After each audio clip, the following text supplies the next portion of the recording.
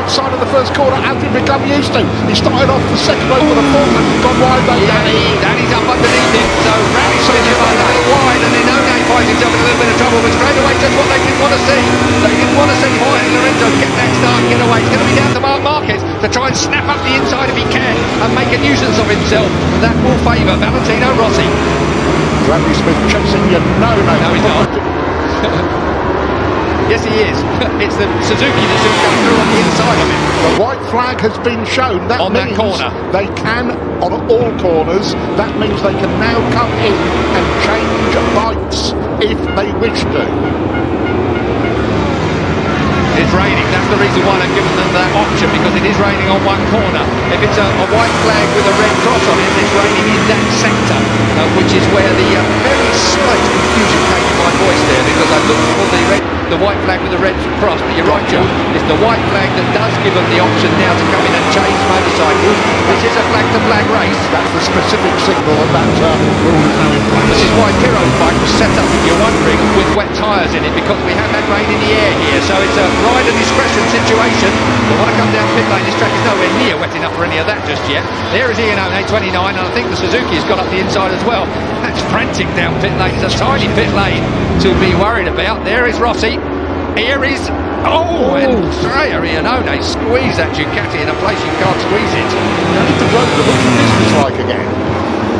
Yep, Danny Pedrosa seemingly off the radar a little bit this week. He's had an up and a down practice qualifying session and seemingly not having the pace to run with the front runners, but maybe this is his day, maybe Sunday he's brought his race pace to play. Marc Marquez. You're indeed right, Pillow starting from pit lane, you're down there, 20 seconds behind, more like 15 seconds now behind the field. Yeah, he has an option though to come in now and change that bike onto a slick shot motorcycle. He might be, if it rains, he might be on the perfect motorcycle for a result. Yes, if it threw it down now, he'd be perfect.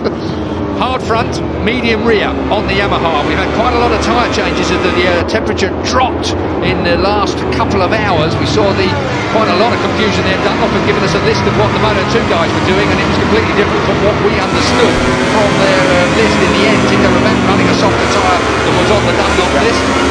Bridgestone though, a whole lot more accurate. We get there right at the last minute, we get all their changes. Marc Marquez went for a medium front rather than the hard he was scheduled to use. So Marquez has got a slightly softer front end than that, but look, their worst nightmare is Jorge Lorenzo. He is the shark as depicted on the helmet of Valentino Rossi. No matter what Rossi says, the shark is Lorenzo, isn't it? The only thing in my mind was that Marc Marquez could upset the rhythm of that man there, your race leader Jorge Lorenzo, and then bring him back into the jaws of Valentino Rossi, perhaps. 0.6, Lorenzo's taken out on the 2 laps. Yeah, I think we're going to see... here comes Marquez, though, fighting back. So that record around here... It must be Lorenzo, surely. 133.9, I think, going back to 2011. Yeah, when he walked the motocross track. So 133.9. That's a race lap record you're talking about, of course.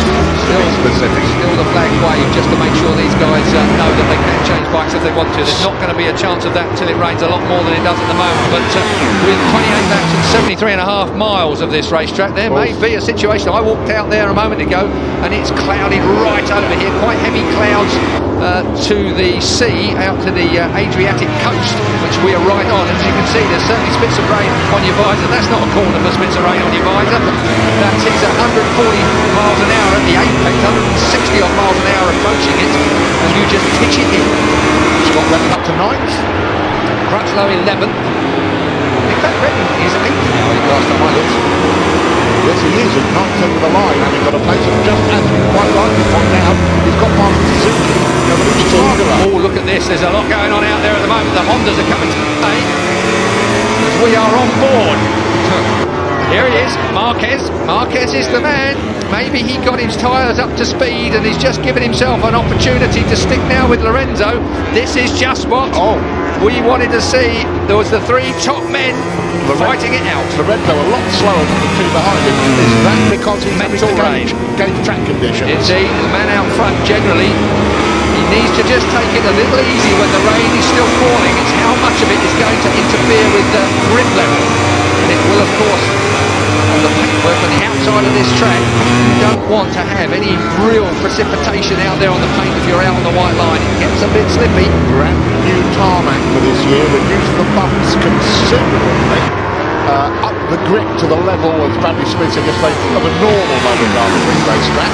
But I don't think anybody's got an experience of it in wet conditions. No, there's no wet. They've had no wet running at all. I mean, the test that the guys had here a few weeks ago, it was scorching, 62 degrees track temperature, is the hottest I've ever known a racetrack surface.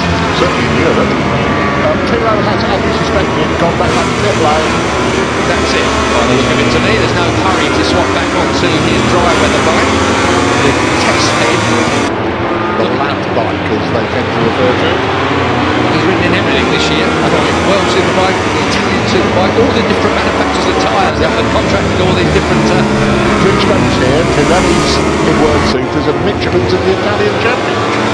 Right, our Rainmeister is down in pit lane. Let's speak to Gav. Yeah, and the rain is getting a little bit heavy. It would have worked for Pirro, but as it wasn't raining enough, he came in to change bikes, but they still weren't able to get his first bike started. Electrical connectors, trying everything under the bike, but something electrical. He may get back out there. He sat on it, but looks like the end of his race. Such a shame. Such a shame, understatement, Gav, but understood by all of us. Pirro has had a brilliant week so far, and again underlining his position as a very valid test rider for the Ducati Cup. Career's best fifth place, that is impressive. And beating all the other Ducatis has a lot to do with it. So as the rain still spits on the visor, we're going up. Back down through the gearbox for the Honda man. Marc Marquez chases Jorge Lorenzo. Lorenzo looks like he's got a bit more of a grip on this at the moment now, doesn't he?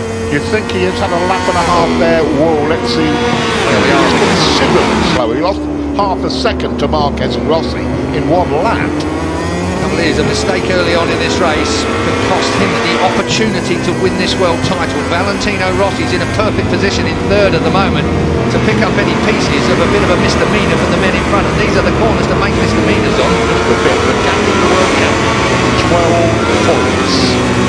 Back from Valentino Rossi from this man, Jorge Lorenzo. 77 back from the leader, Valentino Rossi, leader of the championship. That is back to Marc Marquez in third place. Marquez just wants race wins, but of course in his quest to really split the Yamahas, it could be in favour of Jorge Lorenzo, certainly at this moment in time. It is 25 for a win, 20 for second, 16 for third. It's raining in that sector quite heavily then as the flag comes out, just to warn riders of rain if they approach a sector that's raining after they've been in one that hasn't.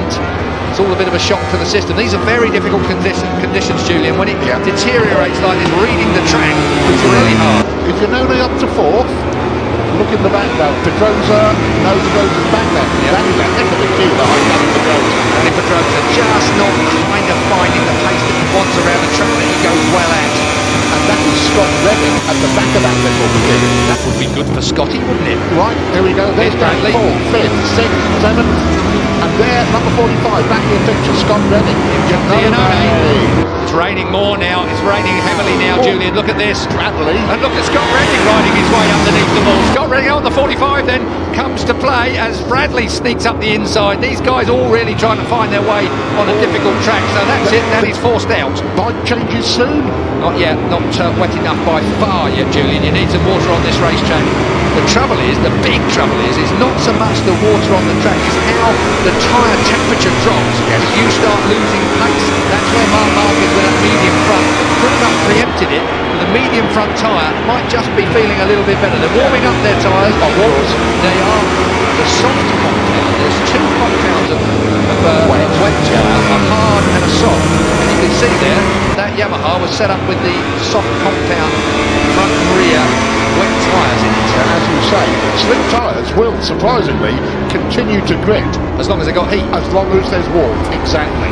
It's when they go cold, as we saw at Aragon last year. White flag with red crosses waved on most of the corners now, indicating it's raining at that point. Scott Redding hasn't noticed. He's got the hard... Go on. With 7 seconds slower than in qualifying. Here we go. Now then. I think that's more from temperature than it is from water on the track.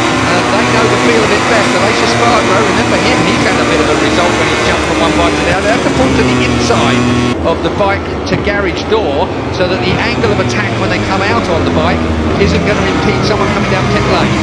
Nicky Hayden was signalling there like a road bike. Well, Aragon last year. Who did we see on the deck of Aragon last year? Oh, Scotty. Scott Redding has gone out. So Scott Redding, it's just a little bit too much for the grip of those slicks. They drop off a cliff in grip when they get cool. Look at this. That's dark tarmac, that's wet tarmac. It does look like it now, and you can see Jorge Lorenzo. Remember what happened to Marc Marquez in these conditions, and this is really playing into Valentino's hands when they come down pit lane, which they will at the end of this lap, and change bikes. Marc Marquez is looking to try and put himself up the inside if he can, so he's got the pit lane initiative. First in the queue coming out. But this is playing into the doctor's hands. The bikes are warmed up, they're started. As you say, soft grey, wet tyres, front and rear. They left it late to come in. The rest have tried to find the initiative early on, but they will come in. We might see two changes of bikes in this race because it's going to dry out if it stops raining again. And of they can course, change bikes again, but the bike isn't allowed to go. The one bike they've used, any bike they've used, isn't allowed to go back in the pit box once they've used it. It's got to stay on the apron. It stays on the Here apron. we go. Here's the change for the race leader. Off of one onto the other. Beautiful. Got that clutch perfectly right. Gets a great flyer there. Valentino was quick. Where's Marquez? Here he is, slow. Oh no, he's got him right down in the pit lane. Honda had the better place, didn't they? They come to the line. Jorge gave him the elbow there. That's Danny. Got it sorted, didn't he? Here we go, off the limiter as they get to the end of pit lane. 60 kilometres an hour, it's like a slow bicycle race, isn't it, down the pit lane? Now this is tricky, because out of here you can soon eyesight yourself out of pit lane here, looking for the gas. Well, now we're going to have to wait for this to resolve itself. That's Pirro who's popped down. Well, he's come out on the bike with wet tyres. That one was working. He's 4 laps behind, so he's doing what Rins did. He's a test driver.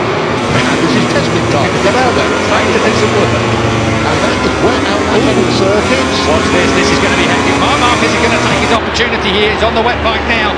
But Jorge Lorenzo, once he gets in the groove, this is just ripe for a mistake, Julian, here. And the championship, the tone of the championship can change dramatically here as we look at Bradley Smith and Cal Crutchlow. Well, they're the leaders on track. Because they're still on their slicks. They're still on, but they are coming in. Dobby's going to come in. They've got no grip at all. Look at the way the thing's snapped. Once the tyre temperature goes, there's no grip. If you've got tyre temperature, you can ride if there's no water laying on the track and there's nothing to try and lift your tyre off of the tarmac. And that is Marquez in front of Lorenzo. Now, Rossi a good way behind. Wait for this to develop. Yeah, give it a lap or 3 to find out what's going on. 21 laps. This is going to be high drama in Misano. Marc Marquez leads from Jorge Lorenzo and Valentino Rossi. Or is it actually it's Dobby, Smith, Crutchlow, and then Marquez, Lorenzo, Rossi. This is Dobby's Ducati. And all 3 Ducatis lined up. Are they ready or are they gone? They are ready to go back out there. Who's in the dirt? I wonder at that sector. Let's have a look.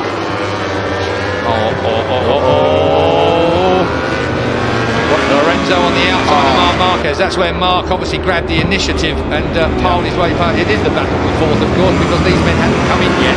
Dobby's the first of them, and you'll expect Cal Crutchlow to come in. Have a look at his neck and in the gear. Brilliant.